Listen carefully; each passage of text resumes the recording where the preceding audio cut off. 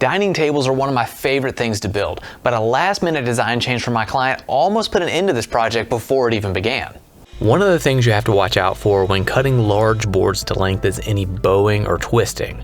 So if there's ever a gap under the board or between the fence close to the saw, I grab some shims and fill it in, because otherwise the wood could pinch the blade and cause the saw to violently kick, which in the best of cases would only have you changing your pants, but in the worst of cases could have you catching a ride in one of these.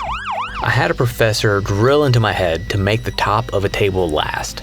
Now, it can be really tempting to start off with the top and feel accomplished when you see all those boards glued together, but his advice has merit on multiple fronts.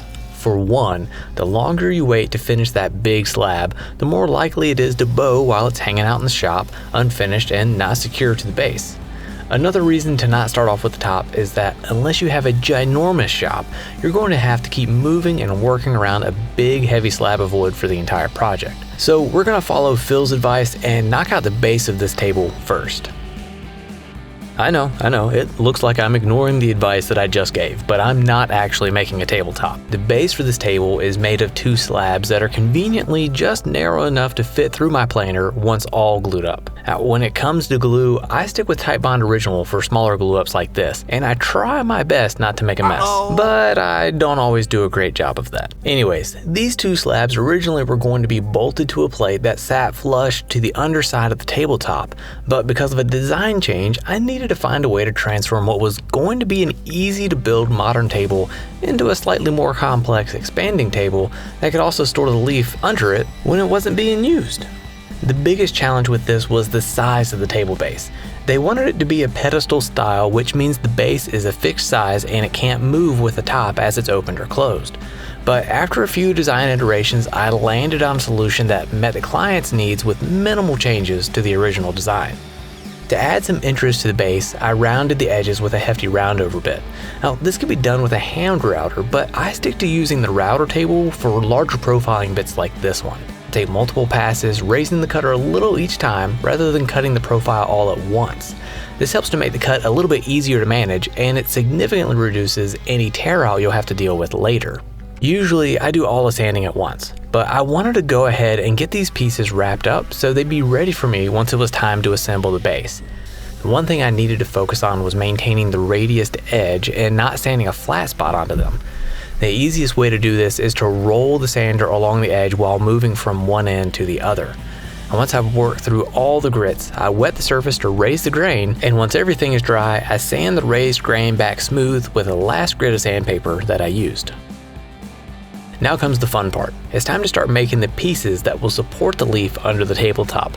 And one of my favorite ways to hold pieces to the CNC is with blue tape and super glue.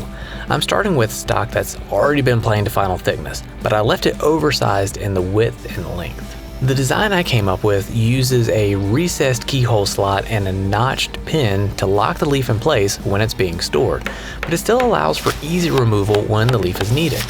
Now, I know you're probably wondering why I didn't cut the rest of the profile while the piece was still on the shop pot, and in all honesty, I really couldn't tell you. But the next time, I'll save myself the hassle of all the extra steps and just have the CNC knock out the rest. With those pieces cut, I turned my attention to the joinery for the rest of the apron and leaf support assembly. I wanted to leave these pieces as thick as possible for extra strength, but because the table slides had to fit in this area as well, the apron ended up being 3/4 of an inch thick, which is normal, and the table slide supports came in at just over 1 inch thick. After the glue is cured, I trim up the pieces to final length and make sure the ends are dead on 90 degrees in both directions, so that way the final glue up for the base will be nice and tight. But one aspect that I really enjoy about woodworking is figuring out how things will go together. So unsurprisingly, laying out and cutting joinery is one of my favorite steps. And while a domino sure does speed things up, dowels and biscuits are both acceptable substitutions for the floating tenon joinery in this table. Another aspect that's a lot of fun is assembly. There's just something fun about smacking pieces together that takes me back to my childhood, playing with Legos or Lincoln Logs. One last joinery detail is a couple of pocket holes to help when it comes time to secure this apron assembly to the legs. So with that done, I set the apron in place on one of the legs and transfer the location of the dominoes. Now, I could just mark a line and do my best to hold the domino square while I cut the mortises in the legs, but I really didn't want to slip and screw something up, so instead I set up a temporary fence to rest the domino against while I make these cuts. Now here's a quick tip for you. Whenever you pick up sheet goods from a lumber yard, they'll usually have some big 4x8 sheets of cardboard as well that they'll use to keep the plywood from getting damaged. So do yourself a favor, the next time you're there, get at least one of these sheets every time you pick up lumber.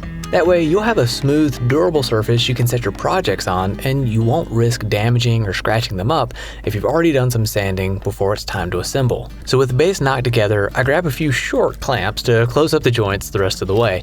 And while I'm confident the glue and tenons would hold this all together just fine, I ran in those pocket hole screws just for a little extra holding power.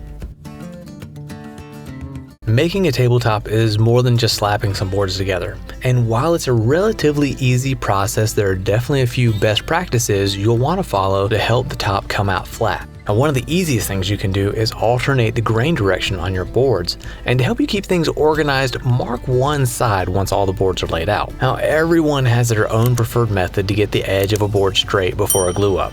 For me, I head to the joiner after all the boards are planed to thickness and I clean up one edge. If you don't have a joiner, you could certainly use a track saw or even your table saw. The only downside is it'll take a bit longer. But regardless of the method you use, you want the seam to disappear when you push two of those boards together.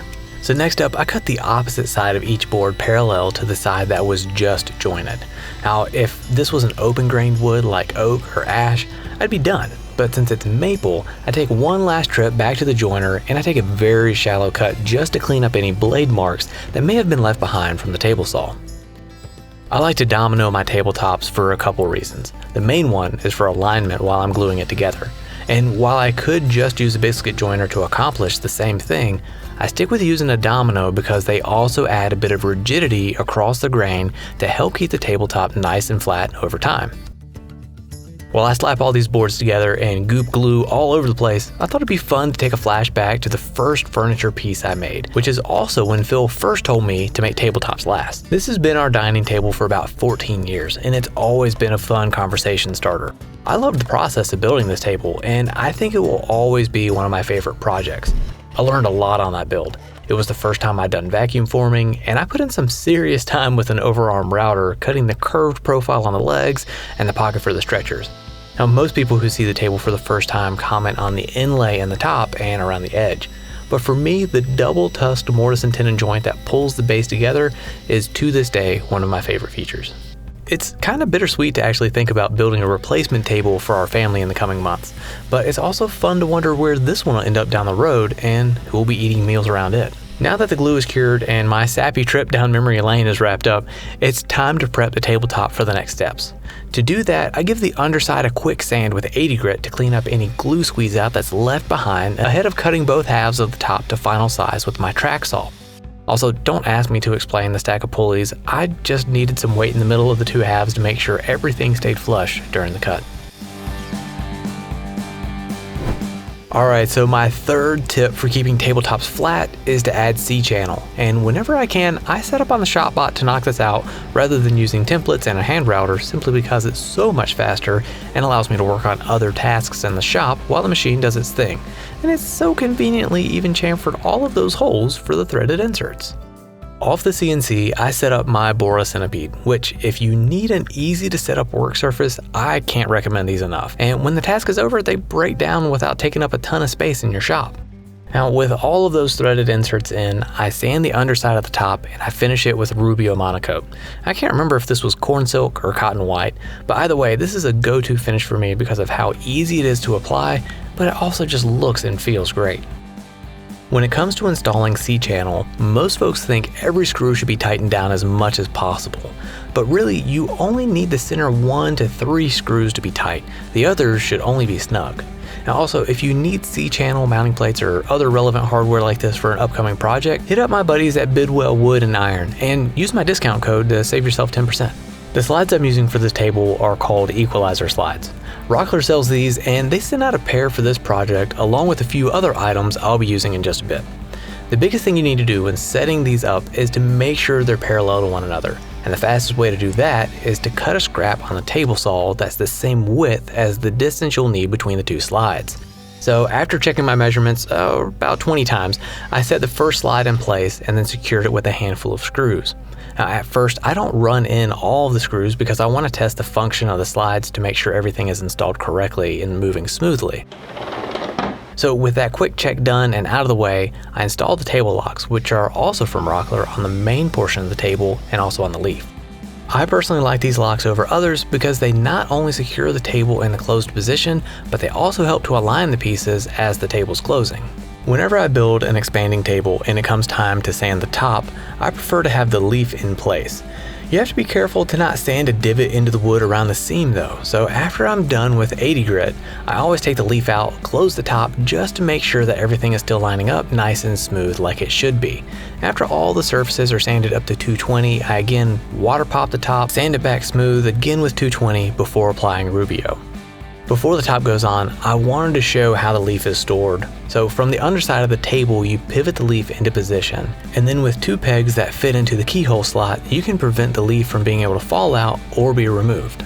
With a little help from my delivery guy, we set the top in place and we get it centered across its length and width on the table base. I used a handful of 2-inch pocket hole screws and some counterbore holes to secure the top and base together. I have build plans linked in the description below so that you can make this table with all the guesswork already figured out for you. I'm really happy with how this leaf stores in the base, and the keyhole feature for the locking pins is working out great also. The table is a breeze to expand when you have company over and is just as easy to close back up when you need a little extra space. For me, there's nothing quite like the thrill of delivery day. After all the hard work I've put into a piece, seeing it in the space it was designed for is just a hard feeling to beat. And when your client is thrilled, that's just icing on the cake. Hey, make sure to check out this playlist right here for more furniture builds. And until next time, let the sawdust fly and have fun making something.